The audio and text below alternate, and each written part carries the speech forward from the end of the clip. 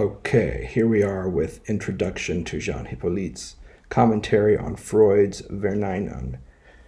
Again, I believe this essay is of secondary importance to the essay that precedes it, called Variations on the Standard Treatment, only because it repeats a lot of themes that are being worked out in that earlier essay in EURIAS.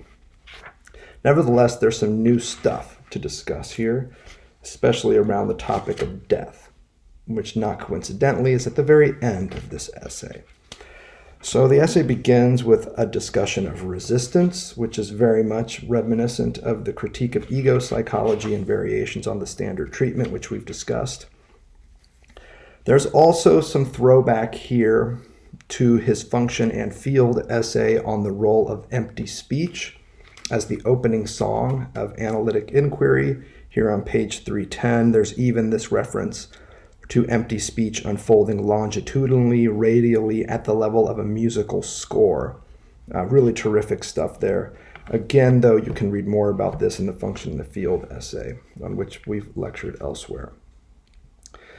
311 gets us back on the topic of empty speech, everyday discourse, even a throwback here, I would suggest, to Heidegger's 20s work on Das Man and the different types of everyday talk that the they engages in, from Gerede, which would be like idle talk, to alltägliche Rede, which means like everyday discourse, which might be a better translation of what's happening here in the middle of 311.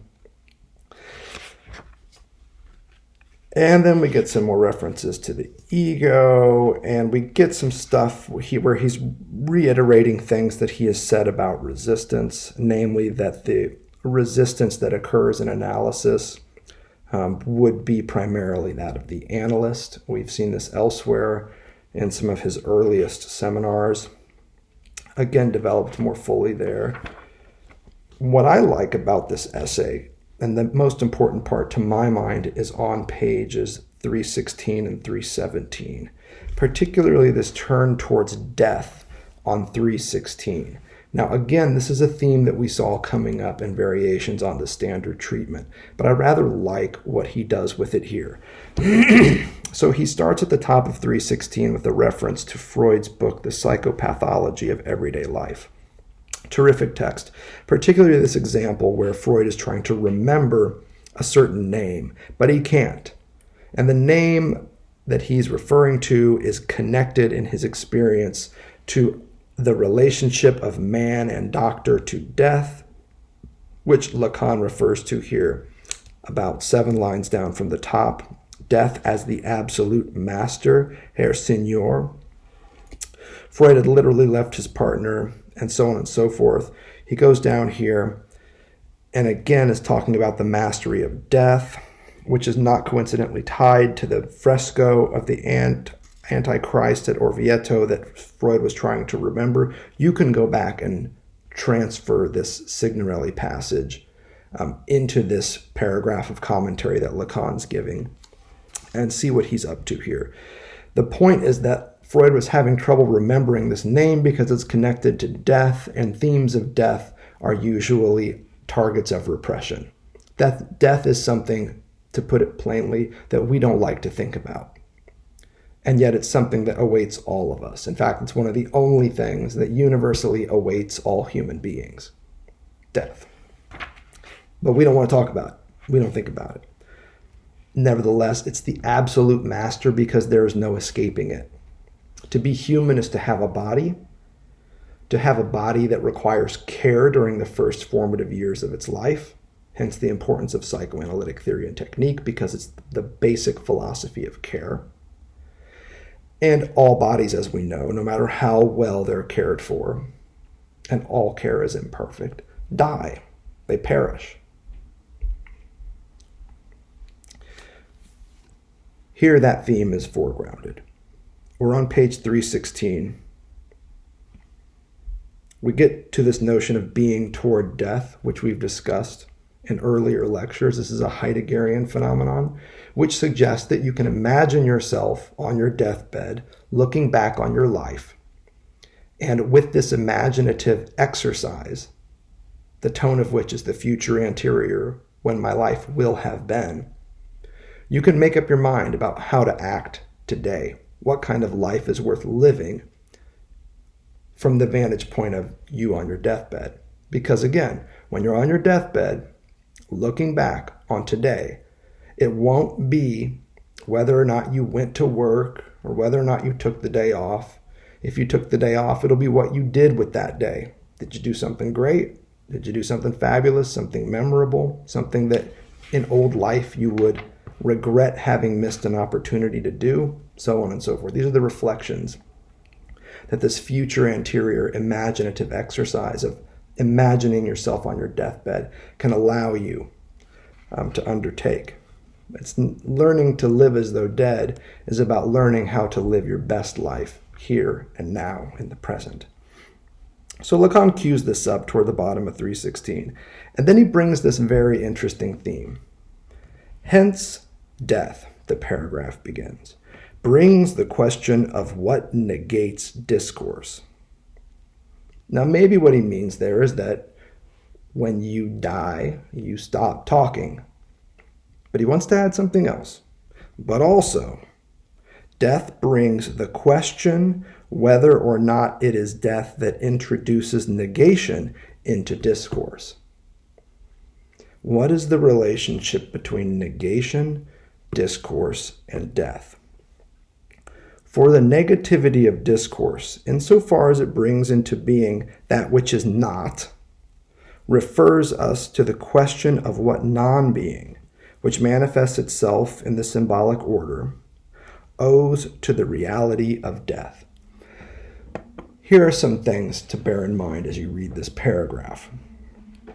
When a child is born, the infant has what Lacan refers to as a fragmented body. Their experience of self, lacking all motor skills, is discombobulated, fragmented, disjointed, a mess.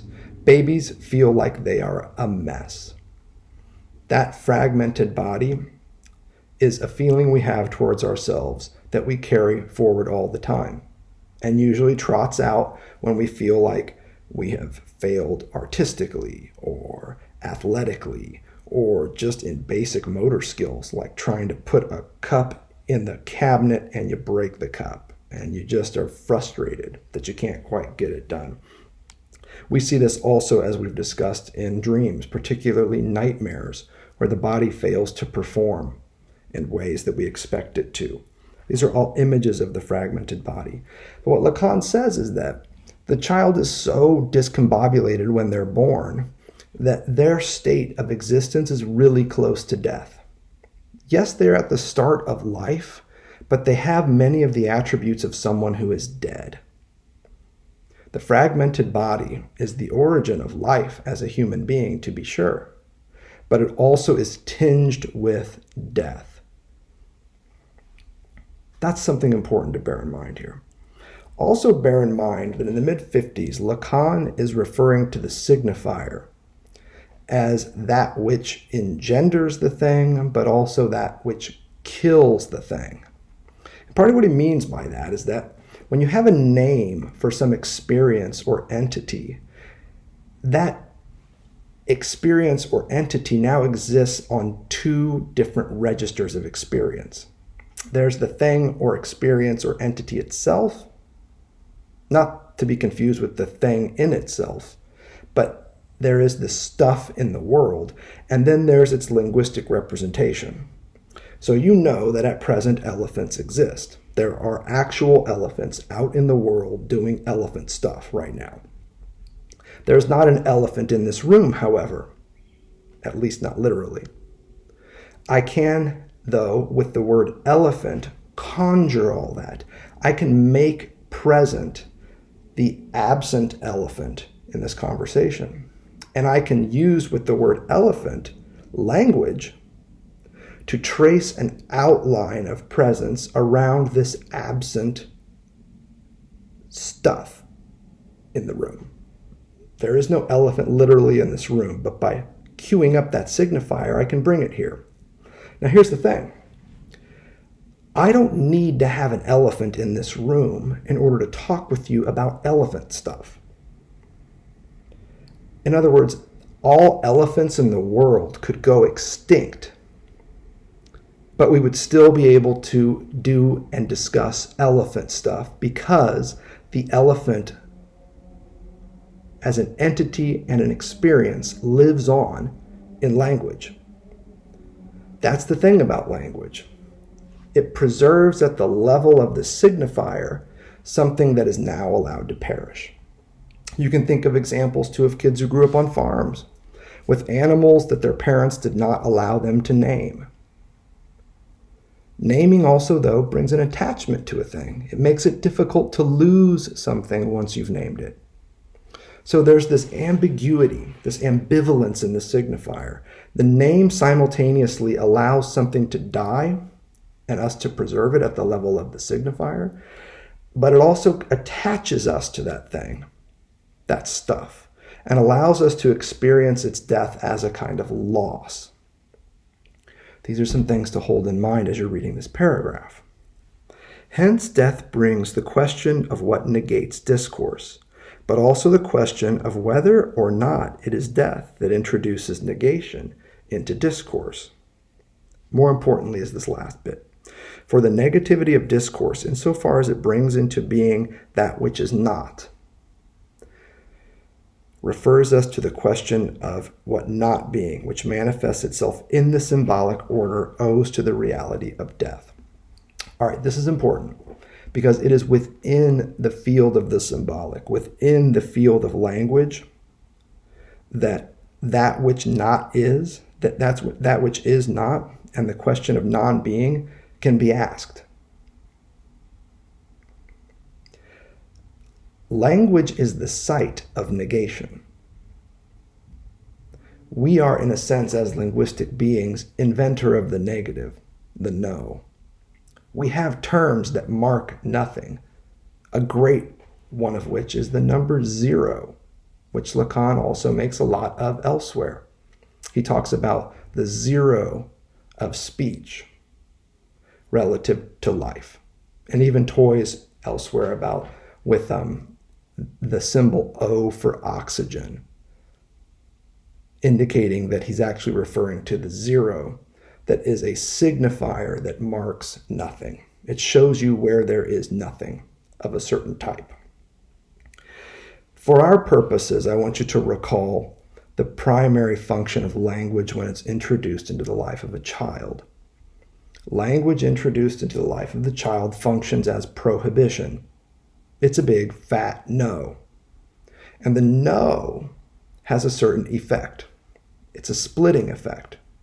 The child is now divided between not the world they had, which was Edenic bliss, and the world of language, which is life outside of the gates. That's not the case.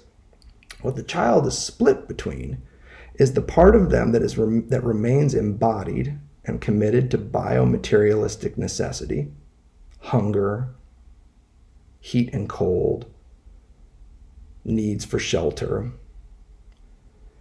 and this part of them that now exists in a sociolinguistic space known as that of the demand, that of the request, that of need expressed in language. And we're torn between these two.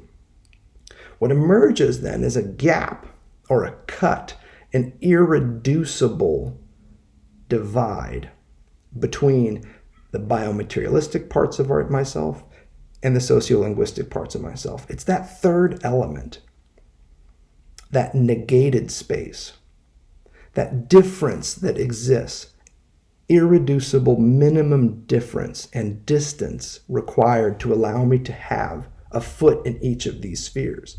It's that third element that greatly interests Lacan. This is another site of the negative, of the no, of the 0. There are ways that we can indicate and mark this space between two, this irreducible space between two entities that allows them to remain distinct, is referred to as objet, object little a, the object cause of desire. It is a lack, a gap, a space that we can signify in the field of language, in the field of the symbolic, the same way that I can use the word elephant to signify something that isn't here.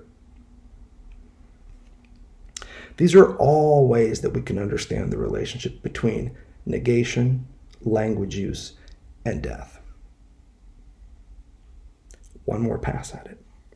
The negativity of discourse, insofar as it brings into being that which is not. You can talk about somebody after they've died. You can bring them into existence, even though they are no longer.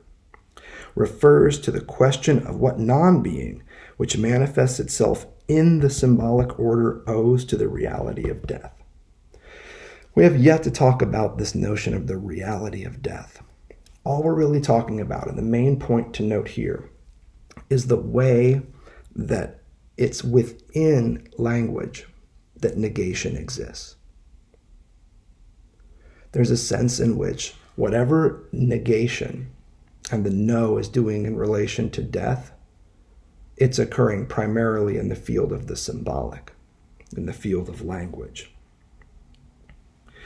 And then Lacan goes on to discuss more stuff on empty speech, the tessera, the etymology of the symbol, from symbalian, meaning to throw together or to cast together. And again, he's back on that non-being stuff. Whatever's happening with empty speech and the tessera and the symbol here on 316, there's a second dimension. This is the dimension from which, alongside non-being, the definition of reality arises. I'd suggest this is a great mystery in Lacan, a great place to begin working through what he's doing with death, negation, language, and the effect of language on the subject.